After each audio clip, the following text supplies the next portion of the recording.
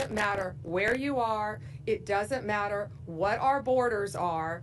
The limit of where our country ends and another begins, but it does not limit our law enforcement capabilities to bring you to the United States and prosecute you and lock you up for as long as we can. Thank you, and God bless you.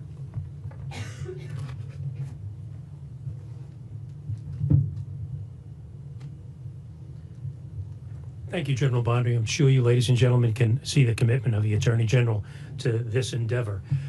We just want to take a few minutes of more of your time and give you a little bit more detailed flavor of the cases that we have before you and the nature and extent of the horrific crimes that are taking place that General Bondi just outlined. After we finish these very brief comments, it will be open for questions at that point. And just bear with us, and we'll be there very soon. The first case we're talking about is the case here in Tampa that General Bondi was talking about, United States versus Cabrera, which is 12 defendants, an international alien smuggling ring, and they also engaged in asylum fraud. And why did they do it? They did it for money and money alone. As General Bondi just noted, we have tracked at least $18 million trafficking through their account and laundered through their accounts to pay their expenses, to pay their co-conspirators. This was a profit-making motive that went on between 2021 and today, 2025. How did it happen? They used social media. They went on social media with Cuban individuals to tell them that they could get Cuban individuals and get them visas based on fraudulent conduct by putting their visas, which were based on European citizenship. They had co-conspirators throughout the world to gather these people up to try to get their money to participate in this. And I say co-conspirators. There are numerous co-conspirators. There were thousands of people, aliens listed in their ledgers that they were doing this with.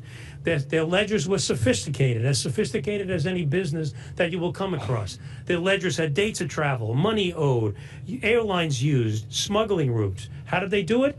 They brought these people through charters and commercial airlines through other countries. They put the fraudulent documentation together with these individuals. Of course, as General Bondi just noted, at $40,000 apiece. They spent up millions of dollars flying these people throughout the country before they came back into the United States. They would provide them with fraudulent visas based on the fact that they were saying that they were not in Cuba after 2011, when of course they were. With this fraudulent document, they coached these people once they came to enter into the United States. How did they coach them? They coached them to make sure you tell these people that you're a tourist. Make sure you tell them that you're just here for a visit. And of course, conceal the fact that you had come from Cuba. And then after and when you get into the United States, lay low for a while. Don't make any noise about things. Why? Because at the appropriate time, they wanted you to come forward to seek asylum, being a Cuban national. So they would then prepare the asylum applications, which were likewise fraudulent. So they're preparing fraudulent document to get into the country, preparing fraudulent documentation to get asylum. And ladies and gentlemen, this was all for money. And it was a sophisticated enterprise with multiple shell corporations being used and transferring money throughout the country. We have uncovered at least 27 known bank accounts with these people to transfer their money between and among each other, pay for expenses and people overseas, and using money to move in and out of their shell corporations to hide it, which is the substance of the money laundering charge. Suffice it to say, the bottom line of this is that it was a business, a criminal business that was set up for one reason and one reason only: to make money on the backs of these people and at the expense of the American people by defrauding them. And in doing so, they passed at least $18 million through their bank accounts. That's a brief overview of the Tampa case. Obviously, it is now open for review because it's no longer sealed. And I will if I can, I want to turn this over to my friend from the Southern District of Texas, Nick Ganji, who will give you an idea of the case that he is going to present from his district. Nick? Thank you. Madam Attorney General, good afternoon. My name is Nicholas Ganji, the United States Attorney for the Southern District of Texas. The American people have been told time and time again that insisting upon a secure border and an orderly immigration process somehow lacks compassion. But what the disastrous record of the last 4 years has shown is that an open border is anything but compassionate. And perhaps the most pernicious and cruel outgrowth of our once open border is the rise of the cartel-backed human smuggling industry. And make no mistake, it is indeed an industry. Human beings are treated like commodities, stacked like cordwood in dangerous and sometimes deadly conditions. All it takes is one faulty air conditioner or one wrong turn of the steering wheel to turn a smuggling run into a mass casualty event. The saddest example of this is the 2021 smuggling crash in Chiapas, Mexico, where a tractor trailer carrying 160 people overturned, costing the lives of 50, including children, and injuring more than 100 others. The Southern District of Texas, along with Joint Task Force Alpha, has worked tirelessly to bring justice to those responsible for this great tragedy. Last year, a grand jury in the Southern District of Texas indicted 6 Guatemalan nationals for conspiring to smuggle these victims into the United States. And on December 9th of last year, the 3rd anniversary of the crash, Guatemalan authorities arrested the 4 remaining conspirators who were residing overseas. I'm pleased to announce today that 3 of these alleged conspirators have just been extradited to the United States and are making their initial appearance today in Laredo, Texas, with a 4th defendant on the way. I am grateful to our Guatemalan partners for their assistance in delivering these defendants to us so that these accused smugglers can learn a little bit about what Texas justice looks like. But the Southern District of Texas' work with Joint Task Force Alpha has yielded other successes as well. A few notable examples: we indicted and convicted 14 defendants who conspired to smuggle hundreds of illegal aliens via dangerous methods, including packing them in suitcases, repurposed water tankers, and wooden crates with little ventilation or room to move. We recently obtained pleas from 6 smuggling defendants who, among other things, left a man to die of heat exhaustion in the Texas brush. We indicted and convicted a human smuggler that had transported dozens of illegal aliens, including minors, and then led police on a high-speed chase through the streets of Laredo. And we obtained a 103-month sentence against a former CBP officer who betrayed his oath and took bribes to allow illegal aliens and cocaine to pass through his lane at a port of entry. Smuggling is a wicked and remorseless business, and it has no place in any civilized society, let alone the United States. And the Southern District of Texas will do whatever it takes to eradicate this industry once and for all, and to put those responsible in prison for as long as the law allows. So for those considering coming to this country illegally, our message is clear. Don't do it. Don't put your life or safety or those of your loved ones into the hands of the cartel. They do not care if you or your children have access to food, water, or even air to breathe. They do not care if you live or die. And our message to these smugglers is equally clear. You can run, but you can't hide. If you're not already in cuffs, you will be in cuffs soon, because the United States does not forget. And with that, I'm going to turn it over to United States Attorney for the Western District of Texas, Justin Simmons.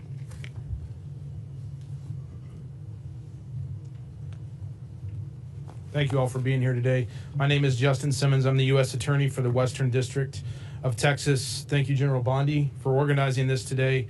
Also want to thank President Trump for the encouragement and the motivation he's given all of us to take down these alien smuggling organizations and the cartels that they work with.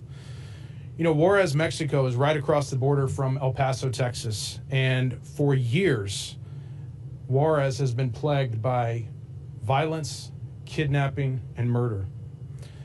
Cartels have been warring over that area for decades because it's a key route for trafficking drugs and smuggling humans into the United States. These cartels have no bottom. There is no limiting principle on how low they will go to enrich themselves. We saw an example of this recently in a case where a woman named Susana Guadian ran an alien smuggling organization out of Juarez. She worked with her husband Daniel, her daughter Diane, and Diane's husband Manuel Valenzuela to smuggle children from Mexico into the United States. Basically, what she would do was contact U.S. drivers who would come across and pick up these children and then take them back across the border. Prior to being picked up, Susanna would prep these children by sometimes telling them what to say when they got to the POE, the port of entry, or a checkpoint. Other times she would give them THC gummies, as General Bondi said, to calm them and keep them compliant throughout the process. In this particular case, the children that were given the THC gummies were 12, 9, 3, and 2. When CBP recognized when they were trying to cross with this group of children that something wasn't right, they saw it, they realized those children needed some kind of medical treatment. They got a couple of them to the hospital to receive that treatment. They were later diagnosed with THC poisoning. As U.S. Attorney Ganji said, as General Bondi said, these cartels, these organizations do not care about you or your children when moving them across the border. So we're really happy that we were able to get arrest warrants this weekend and get at least 2 of these individuals, Diane and Manuel Valenzuela, off the street. The 2 other individuals, Susanna and Daniel Guadian, are still at large, but we will do everything we can to bring them to justice as well. You know, nothing crosses the border without the cartel's permission, and nothing crosses without payment to the cartels. These cartels see children just like they see a kilo of coke. Dollar signs. That's all they see. They care nothing about their well-being. Additionally, these organizations often use stash houses in American neighborhoods where they will put these aliens that they're smuggling across for days, weeks at a time. This endangers those neighborhoods, endangers those people who live in those areas, and it brings organized crime to Main Street USA. We will not have it. We will do everything we can to shut down these organizations because it hits the cartels where it counts, in their pocketbooks. That is all they care about, how much money they can make. And it makes America safer for Americans. It makes this place, this country, a place where you as an American can not just survive, but thrive. So that's what we're committed to. I want to thank our partners with Border Patrol, Customs and Border Protection, and HSI for their work on this case. I also want to thank Joint Task Force Alpha and their help putting this case and many other cases together. You know, in San Antonio earlier this year, we got life sentences on folks who had smuggled individuals in a tractor trailer into the United States. 54 individuals, 53 plus 1 unborn child, died in the back of that tractor trailer. So I'm really really thankful for Joint Task Force Alpha and the work they've been doing with us as well. We are on a mission to shut down these organizations and the cartels more broadly. In the Western District of Texas, this is what we do. Thank you very much. So lest you think this problem is just on the south border in Texas and Florida, I'd like to bring up U.S. Attorney Mike Drescher from the District of Vermont. Mike? Thank you. I want to thank you, Attorney General Bondi, for your remarks, and I want to thank you, U.S. Attorney Kehoe, for your hospitality hosting this event. I especially want to thank you, Attorney General Bondi, for bringing attention to the extraordinary work that the men and women of the United States Border Patrol and Homeland Security investigations are doing in Swanton sector, the portion of the U.S.-Canada border that includes Vermont, Northern New York, and New Hampshire. Thanks to their work and the work of Joint Task Force Alpha, the United States Attorney's Office for the District of Vermont has obtained a 7-count indictment charging Norma Linda Lozano, who's 53 years old, of Ypsilanti, Michigan, with 1 count of conspiracy to commit alien smuggling and 6 counts of bringing aliens to the United States who lacked permission to enter or to remain in this country. As alleged in court filings, through much of 2024, Lozano repeatedly smuggled and attempted to smuggle illegal aliens into the United States from Canada. She did this for profit, negotiating payment with her Canadian co-conspirators and coordinating with them the locations where she would pick up her loads of non-citizens, aliens entering the country. As alleged, Lozano's methods included, echoing some of the comments we've already heard today, hiding a child alongside luggage in the far recesses of the vehicle that she was traveling in, disregarding the child's safety and welfare. These offenses are serious for several reasons. First, they aid and abet those who are seeking to enter the country illegally. Second, they exploit those people who are desperate and misguided enough to try to enter the country illegally. On the northern border, such illegal crossings frequently involve trekking through forests and swamps in inhospitable and dangerous circumstances. And third, they facilitate the unvetted aliens entering the United States for unknown and possibly nefarious purposes. In short, offenses such as those charged pose a risk to the nation's security. And the United States Attorney's Office for the District of Vermont is proud to work with the United States Border Patrol, Homeland Security, and Joint Task Force Alpha to help secure the northern border. Ms. Lozano was arrested Tuesday of this week in the Middle District of Georgia, where today she had her initial appearance in Albany, Georgia. She's been transferred to have subsequent appearances in the District of Vermont. Last, I want to recognize the hard work of Assistant United States Attorneys Matthew Lasher and Michelle Ara, who, under the leadership of Jonathan Opart, the Chief of the Criminal Division for the District of Vermont, have teamed up with Task Force Alpha Trial Attorney Jenna Reed to seek to hold Lozano and others engaged in similar conduct responsible for these offenses. Thank you. We're ready to take questions. If you want to direct them to any of the states, just let us know. Questions? Well, how about if we start on this side of the room and go over? Any questions? Are you seeing any connections between the cartels operating on the southern border that have been designated as transnational criminal organizations and the smuggling organizations in New York and Vermont? And then the second question for you, Attorney General, a judge ruled recently that the President's appointment of the National Guard in LA was illegal. Excuse me, does that ruling affect your plans to send resources to Chicago at all? First, to the National Guard, we will be following the law. We are appealing that ruling, and we plan on being successful in court. We anticipate very much being successful. Back to this, yes, these transnational criminal organizations, since we have secured completely our southern border, are finding various ways to come into our country. And as our U.S. Attorney in Vermont knows, the northern border, it always has been, but it's gotten much worse. Much more prevalent because it's a multi-billion-dollar business, the smuggling of drugs, guns, and humans.